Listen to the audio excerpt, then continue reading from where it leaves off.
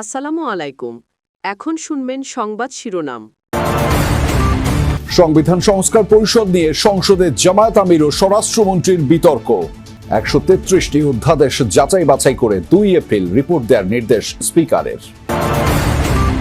সংবিধানে তত্ত্বাবধায়ক সরকার ব্যবস্থা ফিরিয়ে আপিল বিভাগের পূর্ণাঙ্গ রায়, সংসদের হাতেও থাকছে পরিবর্তনের সুযোগ। রেশনিং বন্ধ হলেও ফিলিং স্টেশন তেল নিতে দীর্ঘ লাইন, মধ্যপ্রাচ্যের পাশাপাশি তৃতীয় কোনো দেশ থেকে জ্বালানি আনার কথা ভাবছে সরকার। হামলা পাল্টা হামলায় অগ্নিগর্ভ মধ্যপ্রাচ্য, ইরানের ইস্ফাহানে আইআরজিসির সদর দপ্তরে বোমা বর্ষণ, আমিরাতের মার্কিন ঘাঁটিতে মিসাইল ছুড়ল তেহরান। এতক্ষণ শুনছিলেন সংবাদ শিরোনাম, এবার বিস্তারিত। সংবিধান সংস্কার পরিষদ ইস্যুতে আজ উত্তপ্ত হয়ে ওঠে সংসদ অধিবেশন।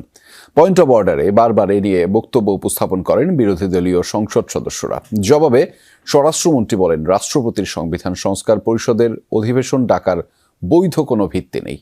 জুলাই জাতীয় সনদ বাস্তবায়ন আদেশকে আরোপিত আদেশ হিসেবেও উল্লেখ করেন তিনি। এ নিয়ে পাল্টাপাল্টি বক্তব্যে সংসদে উত্তপ ছড়ায়। প্রথম অধিবেশনের দ্বিতীয় দিন কর্মসূচি শুরু হওয়ার কথা প্রশ্ন উত্তর পর্ব দিয়ে, কিন্তু তার আগেই স্পিকারের কাছে ফ্লোর নিয়ে জুলাই সনদ বাস্তবায়ন এবং সংবিধান সংস্কার পরিষদের বিষয়ে কথা বলতে চান বিরোধী দলীয় নেতা ডক্টর শফিকুর রহমান।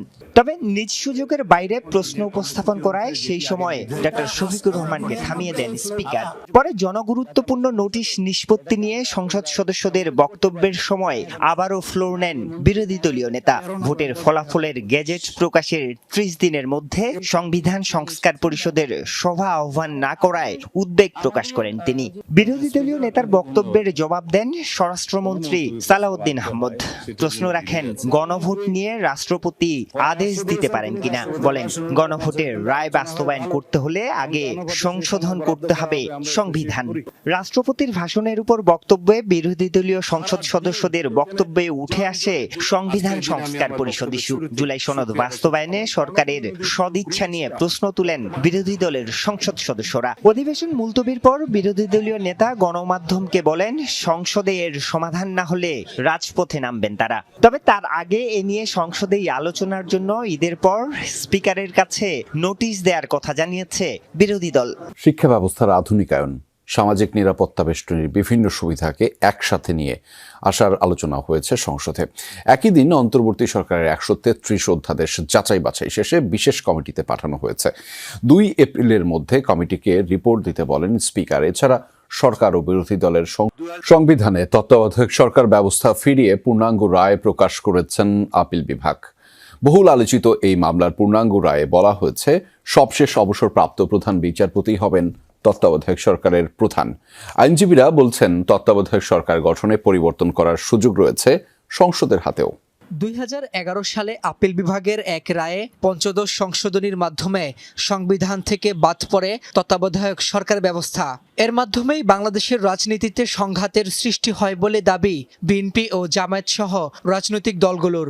১৪ বছর পর বিএনপি, জামায়াত ও ৫ বিশিষ্ট ব্যক্তির আইনি লড়াইয়ে ২০২৫ সালের ২০ নভেম্বর সংবিধানে তত্ত্বাবধায়ক সরকার ব্যবস্থা পুনর্বহাল করে রায় দেয় আপিল বিভাগ। রোববার বহুল আলোচিত এই মামলার ৭৪ পৃষ্ঠার পূর্ণাঙ্গ রায় প্রকাশ করেন আপিল বিভাগ। রায় লেখেন সাবেক প্রধান বিচারপতি সৈয়দ রেফাত আহমেদ।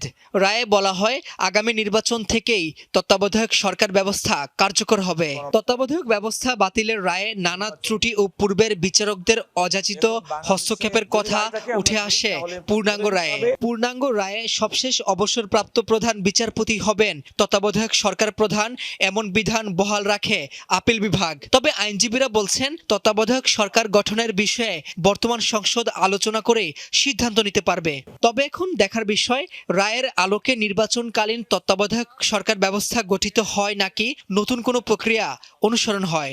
জ্বালানি সরবরাহ স্বাভাবিকের পাশাপাশি সাশ্রয়ী ব্যবহার নিশ্চিত করতে কঠোর অবস্থানে যাচ্ছে সরকার। বন্ধ করা হয়েছে পেট্রোল পাম্পের সব ধরনের রেশনিং, অর্থাৎ চাহিদা মতো তেল নিতে পারবেন গ্রাহকরা।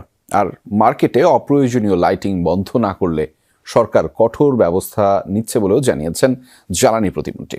তিনি জানান, বৈশ্বিক সংকটের মধ্যেও জ্বালানি তেলের দাম বাড়ানোর কথা ভাবছে না সরকার। মধ্যপ্রাচ্যের পাশাপাশি তৃতীয় কোনো দেশের মাধ্যমে তেল আনার কথাও রয়েছে, জানিয়েছেন অনিন্দ্য ইসলাম অমিত। পেট্রোল পাম্পগুলোতে এমন দীর্ঘ লাইন গত কয়েকদিনের স্বাভাবিক ঘটনা।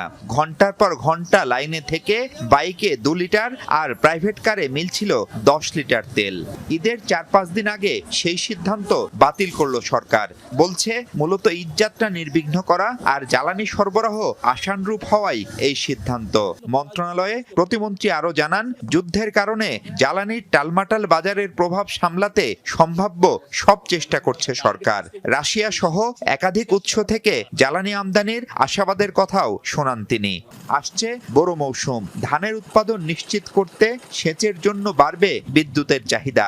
সেই সাথে গ্রীষ্মকালে এসির ব্যবহার সহ বিদ্যুতের চাহিদা বেড়ে যায় অনেকটাই। এই অবস্থায় এসি 25 ডিগ্রিতে রাখতে সবার সহযোগিতা চাই সরকার। এরই মধ্যে ঈদ উপলক্ষে শপিং মল আর মার্কেটে আলোকসজ্জা এমনকি দোকান বন্ধ হলেও লাইটিং অব্যাহত রাখার সমালোচনা করেন তিনি।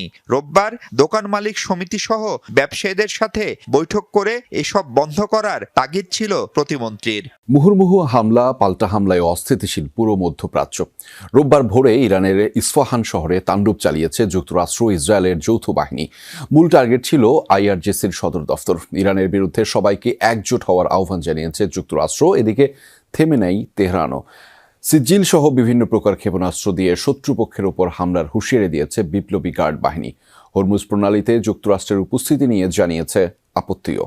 শত্রুপক্ষের স্থাপনা লক্ষ্য করে ছুটছে বহুল আলোচিত সিজ্জিল মিসাইল। যুক্তরাষ্ট্র ইসরায়েলের সাথে চলমান যুদ্ধে প্রথমবারের মতো ভয়াবহ এই ক্ষেপণাস্ত্র ব্যবহারের দাবি করেছে ইরানের বিপ্লবী গার্ড বাহিনী আইআরজিসি। মধ্যপ্রাচ্যে মোতায়েন মার্কিন সামরিক স্থাপনা আর ইসরায়েলের ভূখণ্ড লক্ষ্য করে 54তম ধাপের হামলা শুরুর ঘোষণা দিয়েছে ইরান। এ দফার হামলায় সিজ্জিল মিসাইলের পাশাপাশি খাইবার শেকান, কদর এবং এমাদ ক্ষেপণাস্ত্র ব্যবহারের ঘোষণা দিয়েছে তারা। ইসরায়েলের রাজধানী তেল আবিবে হামলার পাশাপাশি সংযুক্ত আরব আমিরাতেও আঘাত করেছে ইরানের ছোড়া ড্রোন। হরমুজ প্রণালীতে যুক্তরাষ্ট্রের উপস্থিতি থাকলে প্রণালী বন্ধ রাখার হুঁশিয়ারিও দেওয়া হয়। বিগত 50 বছর ধরে পারস্য উপসাগরে অস্থিরতার কারণ আমেরিকার উপস্থিতি। এখান থেকে যুক্তরাষ্ট্র না সরলে হরমুজ প্রণালী খোলা হবে না। এই প্রণালীর নিয়ন্ত্রণ থাকবে ওই অঞ্চলের দেশগুলোর কাছেই। এমন পরিস্থিতিতে যুক্তরাষ্ট্রের জ্বালানি সচিব ক্রিস রাইট আশা করছেন আগামী কয়েক সপ্তাহের মধ্যেই শেষ হবে ইরান যুদ্ধ। পাশাপাশি হরমুজ প্রণালীর প্রতি যেসব দেশ সবচেয়ে বেশি নির্ভরশীল তাদেরকে একজোট হওয়ার আহ্বানও জানিয়েছেন তিনি। মনে হয় এই সংঘর্ষ অবশ্যই আগামী কয়েক সপ্তাহের মধ্যে শেষ হবে। এটি তার থেকেও আগে হতে পারে। হরমুজ প্রণালীর উপর চীন, জাপান, কোরিয়া সহ এশিয়ার বহু দেশ নির্ভরশীল। তাই গুরুত্বপূর্ণ এই বাণিজ্য পথের সুরক্ষায় তাদেরই সবার আগে এগিয়ে আসা উচিত। এদিকে রোববার ভোর থেকেই ইরানের ইস্পাহানে চলে ব্যাপক ধ্বংসযজ্ঞ। হতাহত হন বহু বাসিন্দা। এছাড়াও রাজধানী তেহরান সহ বিভিন্ন স্থানে চলে আগ্রাসন। আল জাজিরার তথ্য মতে চলমান যুদ্ধে ইরানের 200-রও বেশি শহরে হামলা চালিয়ে